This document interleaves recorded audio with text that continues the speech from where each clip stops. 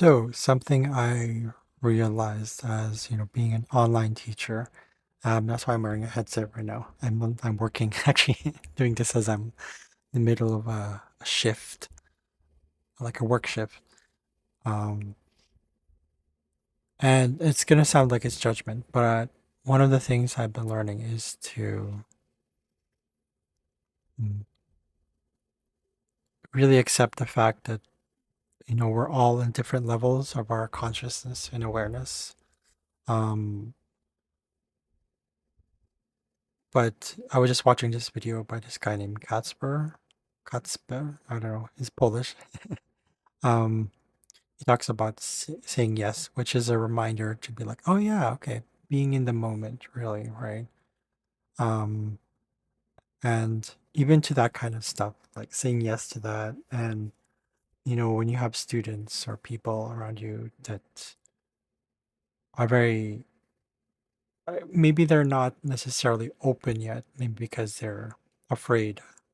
Whatever it is, usually it probably can stem from fear. It can stem from um, it's just like it's almost like the neurons aren't there yet. Like they're not there yet. Like I mean, I have my own limitations too. There's a reason for limits. It's because of the human body. The physical form is limitations. It's limits. So it's gonna have limits. I mean, even to the most educated person, the most enlightened person, so to speak, whatever it is, right? There are still limits.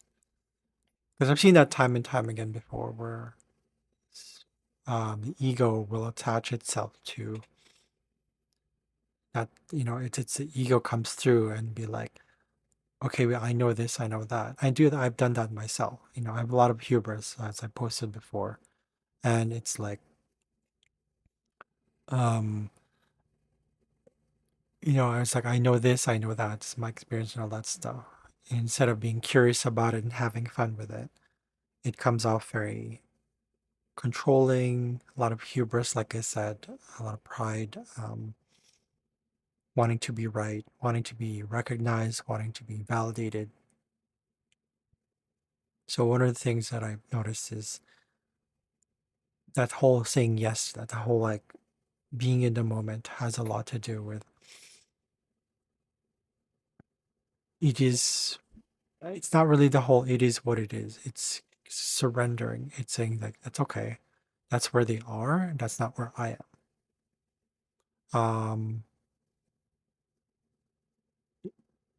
We do want change. We will want, it's the age of Aquarius, is we want change, but the change has to come through, um, being an example,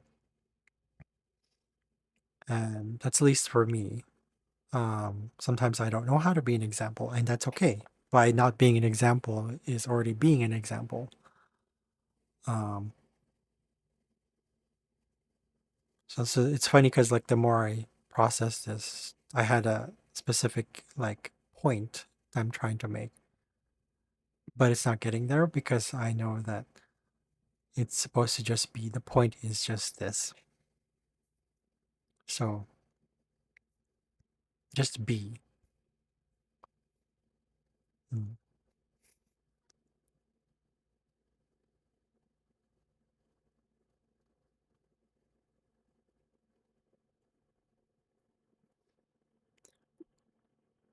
Yeah, I find that sometimes I still kind of confuse peace with peace, meaning that in order for me to be enlightened somehow or to be elevated or whatever it is,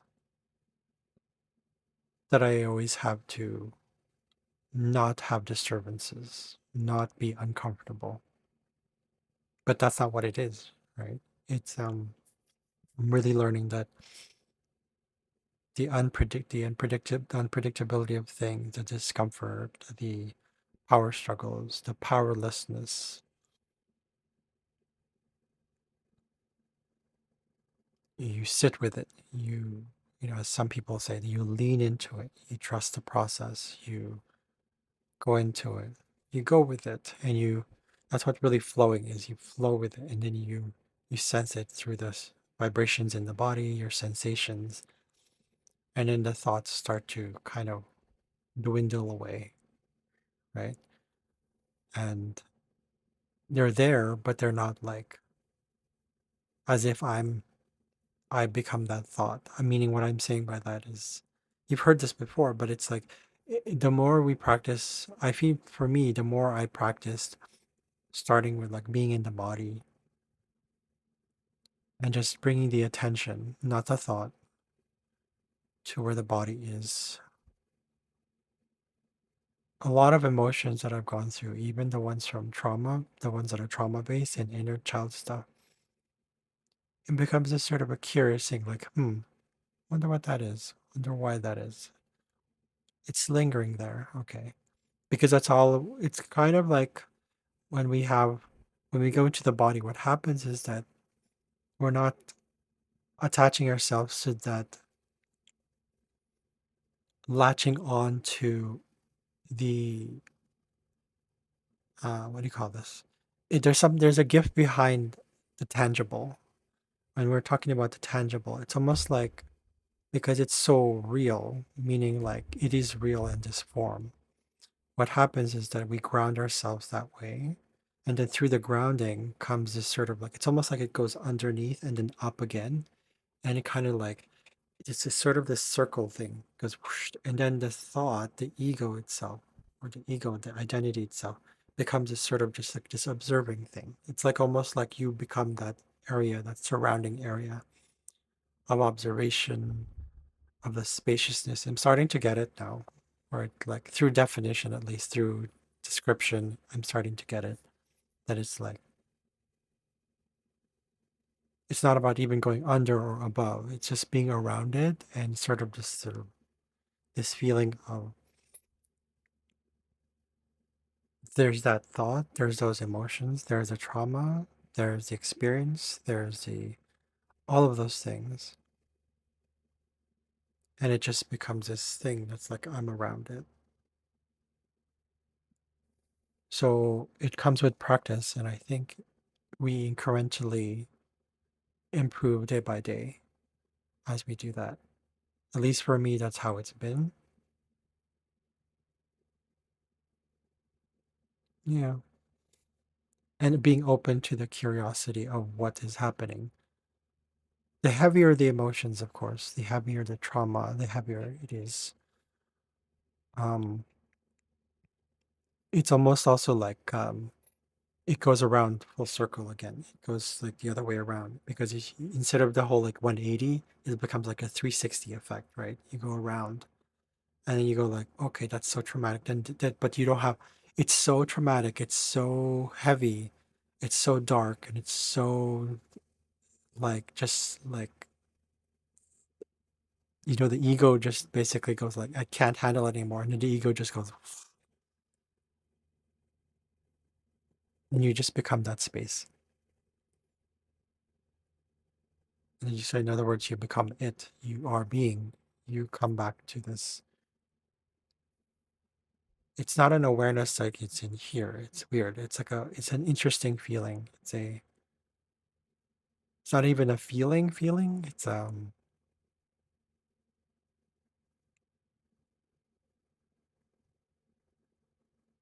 kind of just know.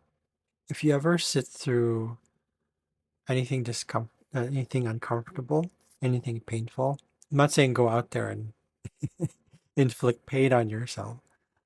But a healthy way is for sure I've discovered is through like cold showers, ice baths. It's very uncomfortable, but and you sit with it, you learn to surrender and you learn to like and you become this sort of observer. Like it's just okay, that's what it is. Granted, of course, there are times where like right now the fan is on, you're probably hearing it because it's hot and um comfort has its role, which is to ease um what is unnecessarily painful. So pain is a perception, right? Um, but when it's something, it's not conducive to the situation at hand.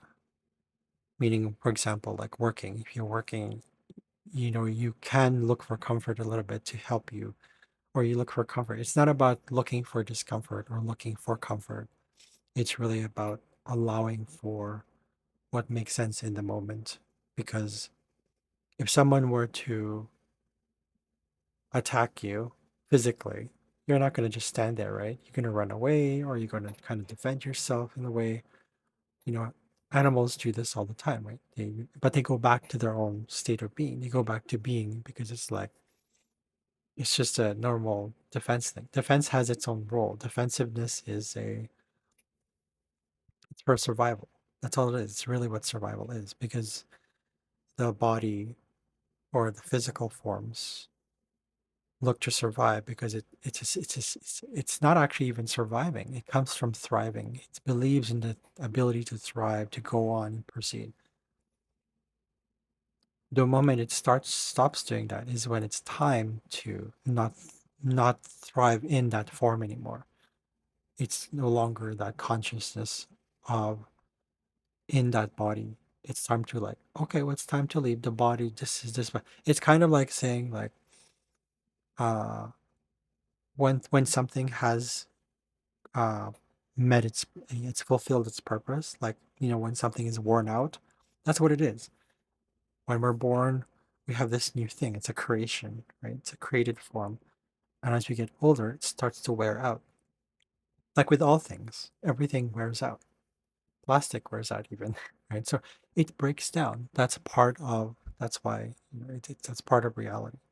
So being in that moment allows you to realize that it's like you don't need to go through discomfort or find comfort or find discomfort. Those are illusions. Those are perceptions of the ego, because it's attaching to that thrivingness, that ability to thrive, but it's kind of gone beyond that and saying, no, if I can thrive this long, I must be able to thrive forever. Mm, Not true. Ego is not eternal. The ego is a temporary, fictitious identification of the form. So that's what I realized. It's starting to get, things are starting to come up, or rather, yeah, starting to realize things. Great, awesome. Like, I don't know how to describe it. It's not even awesome. It's wonderful. Yeah. I wanted to just share that with you. Thanks, guys.